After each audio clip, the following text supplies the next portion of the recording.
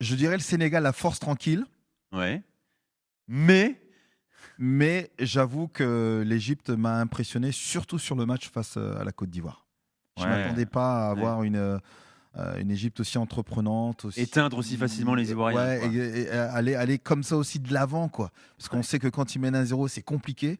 Mais on s'est rendu compte que Intéressant ouais, ils ça. ont continué à faire ce qu'ils ont fait de bien en début de rencontre. Donc je t'avoue, la force tranquille pour Sénégal, mais une très très belle surprise de la part de l'Égypte en ce qui concerne notamment ce match face à la Côte d'Ivoire.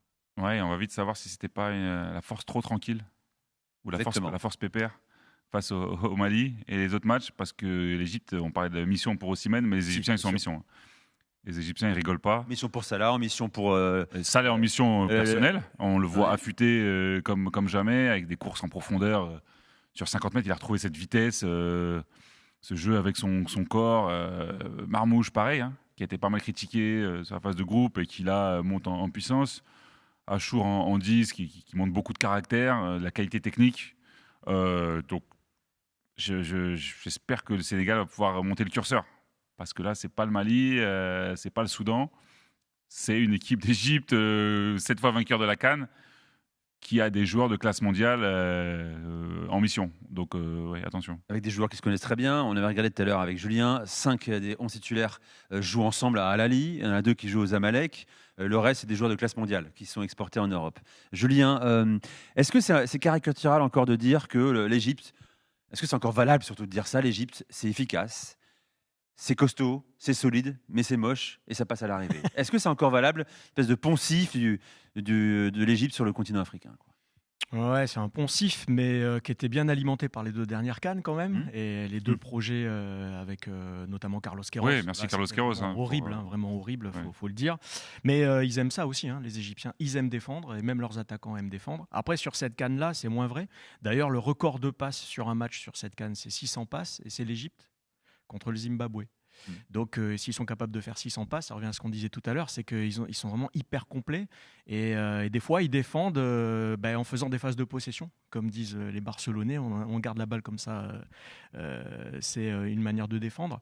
Donc, ils en sont capables. Mais après, face à la Côte d'Ivoire, ils étaient à 28% de possession. Donc, ça reste quand même le côté on vous attend, allez, venez, et puis on va vous tuer. Ça reste quand même leur. Après, ils marquent rapidement aussi. Ils marquent Rapidement, ils mettent un deuxième. 2-0.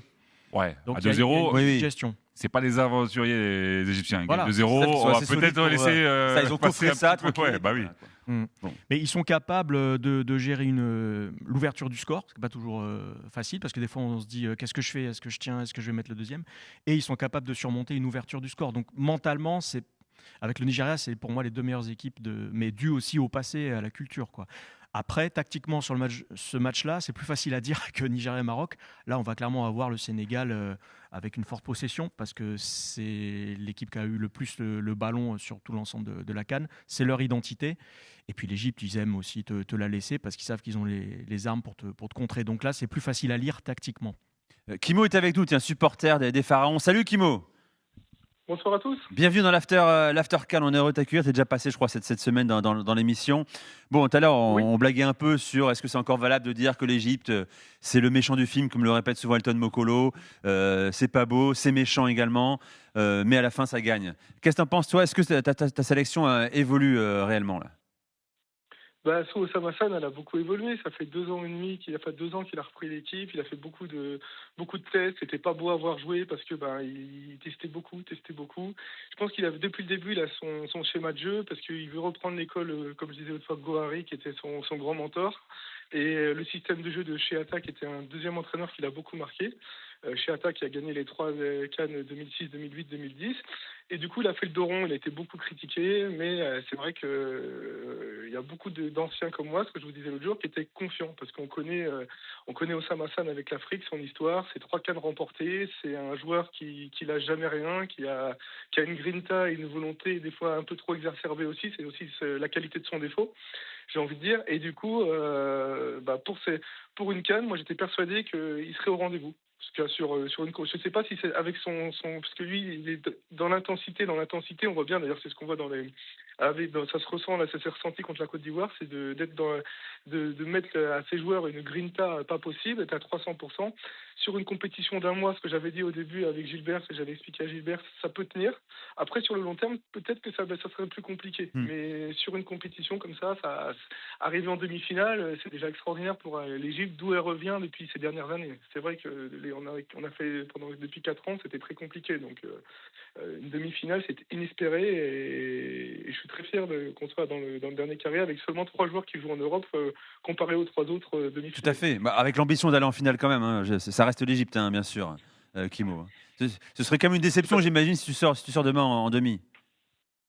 Alors, ça serait une déception, oui et non. Ça serait une déception, bien sûr, parce qu'on est l'Égypte, parce que ce Sénégal-là est peut-être moins fort que celui qu'on a affronté au barrage de la Coupe du Monde ou à la finale de la CAN 2021. Mais déjà, arrivé en demi-finale, c'est pour l'Égypte, là, vu comment elle est aujourd'hui en reconstruction, beaucoup pensent que Salah, c'est une de ses dernières cannes, avec un Marmouche qui commence seulement à prendre son rôle de leader, et puis des joueurs aussi qui sont, on va dire, un peu vieillissants. Il y a des nouveaux qui arrivent aussi, donc aujourd'hui, ce serait déjà une belle performance. Bien sûr qu'arriver dans les 4 derniers, maintenant, on espère aller le plus loin possible. C'est sûr qu'il ne faut pas se cacher. L'Égypte a quand même gagné 7 Coupes d'Afrique, donc c'est sûr qu'aller au bout, c'est un but. Et 17e demi-finale, hein, j'ai dit tout à l'heure, pour l'Égypte. Comment s'appelle l'auditeur ? J'ai pas entendu. Kimo. Alors, Kimo, je me trompe pas si je dis que sur les 4 dernières finales, t'en perds 2. Tout à fait. Voilà. On perd 2017 contre le Cameroun et 2021 contre le Sénégal. Contre le Cameroun, 2021 au penalty contre le Sénégal et on gagne 2008-2010 qu'on gagne. Donc quand même sur les 4 dernières finales, t'en perds 2, ce qui nourrit encore plus cet esprit de revanche et d'orgueil égyptien pour aller encore plus au bout, quoi. Tout à fait. Après, c'est vrai que Salah, il y a plein de gens qui disent oui, il faut absolument qu'il la gagne pour être un des meilleurs d'Afrique. Je pense que Mohamed Salah, c'est comme disait Drogba, s'il la gagne pas, ce sera pas grave. Ouais, je suis assez d'accord avec ça. C'est pas grave, mais il reste quand même en dessous des taux dans l'esprit des gens. En dessous des taux. Ah d'accord, tu joues dans un classement, mais lui son aura restera la même évidemment et tout ce qu'il a réalisé. Oui, non, mais il va rien enlever à Salah parce qu'il n'a pas gagné la Coupe d'Afrique. Par rapport à ce que je disais, Salah il est dans les 2 finales perdues aussi, confirmé. Tout à fait. Oui, il était là en 2017. Donc voilà, par rapport à des sportifs de ce niveau-là. Mais on faisait le parallèle la dernière fois avec Messi et l'Argentine sur. Voilà, c'est ça. Oui, pour moi c'est le parallèle le plus juste. Sur la Copa América, on peut dire qu'il avait rien à prouver. Mais on lui disait, après lui, le problème, c'est qu'il avait Maradona aussi au-dessus. Là, il n'avait pas Maradona. Ouais. Mais quand même, on lui répète sans cesse, il faut gagner un truc avec l'Égypte pour être, je sais pas, pour être où, mais en tout cas. Oui, le fameux entrer un peu plus dans l'histoire du football égyptien. Pour des joueurs de ce calibre, ça pour lui, en tout cas, individuellement, c'est essentiel. Bien sûr. Sinon, ce serait une tache noire dans sa carrière. Ce qui est intéressant, là, puisqu'on parle de Salah, on parlait de Mané aussi, c'est qu'on a 2 sélections qui ne dépendent plus de ces 2 joueurs-là, en réalité, quoi. Parce que certes, ils sont plutôt vers la fin de carrière. Robert, alors on peut poser la question, est-ce que l'Égypte dépend plus d'un Salah que le Sénégal d'un Sadio Mané aujourd'hui ? Il met du temps à répondre, moi je dis oui. Je dis oui aussi, puis d'ailleurs les chiffres le prouvent. Il a marqué presque tous les matchs. Mais au-delà des stats également. Après, les stats sont importantes, bien sûr. Que les stats sont importantes, mais au-delà de ce qu'ils peuvent apporter aussi dans la vie de tous les jours. Oui, je pense que Sadio est important. Ce qu'ils peuvent être sur le terrain. Rappelons pour le Sénégal, dernière CAN en Côte d'Ivoire, Sadio Mané doit être expulsé face à la Côte d'Ivoire. Et ça a complètement changé son match parce qu'il prend un 15 jaune et puis après, dans tout ce qui a été contact, quand il fallait jouer dur, quoi que ce soit, il a toujours été dans la retenue. Donc on a vu petit à petit Sadio Mané s'éteindre lors de ce match face à la Côte d'Ivoire sur la dernière CAN. Maintenant, le Sénégal l'a payé. Ouais. Et le Sénégal l'a payé, bien sûr. Maintenant, oui, bien sûr que Sadio Mané est important, mais est-ce qu'il est aussi important que les années précédentes ? Mais Salah, avec l'Égypte, je trouve que ça n'a jamais été... Il a fait des bons matchs, il a fait des grandes compétitions, mais je trouve que dans le jeu de l'Égypte, alors parfois il touchait trop le ballon, et notamment sur la DR CAN où c'était pas forcément dans le jeu, mais je trouve qu'il était souvent à la finition, il a fait des stats, mais dans l'animation, il y avait un jeu minimaliste. C'est ça aussi. Il a payé ça aussi. Il y avait moins... Il a payé Carlos, quoi. Ouais, voilà. C'est pour ça que là, il est plus à l'aise et qu'il est plus important sur cette CAN-là que sur les autres, pour moi, Kimo. par rapport au jeu. Il y a une chose que vous oubliez aussi et que tout le monde en Europe oublie, c'est que Sadio Mané a cette chance d'avoir des monstres avec lui depuis des années, où même beaucoup de joueurs africains ont bénéficié dans les grandes nations africaines, de joueurs qui jouent tous en Europe, qui sont dans les grands clubs. Et ça là, il s'est retrouvé quand même avec beaucoup de locaux, avec des jeunes des fois qui n'avaient aucune expérience, qui jouaient. Mais Kimo local, c'est pas forcément péjoratif quand on parle du championnat égyptien quand même, qui est référencé, qui est peut-être le meilleur sur le continent africain aujourd'hui. On en parlait avec Julien, avec des gros salaires qui permet au championnat de conserver ces talents-là locaux, tu vois. On parle pas des Maliens par exemple. Notamment El Shenaoui, je les change pas contre beaucoup de gardiens. Exactement. Même ceux qui jouent en Europe.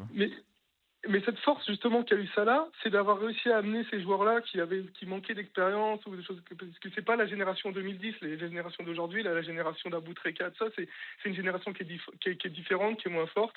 Et c'est vrai que Salah il s'est retrouvé avec des joueurs comme ça qu'il a su monter et qu'il a su aussi là aujourd'hui, il a un vrai rôle de leader.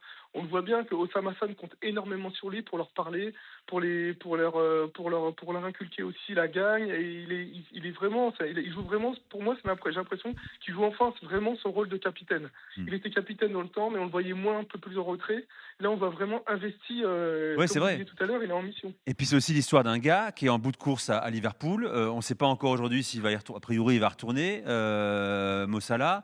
Il sait que finalement, peut-être son dernier immense objectif individuel, c'est cette Coupe d'Afrique des Nations. Après, il est possible qu'il s'exile dans un championnat plus excentré, on va dire, il y a la Coupe du Monde que la Première Ligue. Et il y a la Coupe du Monde aussi pour lui. Oui, mais bon, on va voir. Je ne veux pas non plus les ambitions de l'Égypte sur la Coupe du Monde. Je vois ce que tu veux dire. Niveau un peu plus relevé, on verra comment l'Égypte se comporte.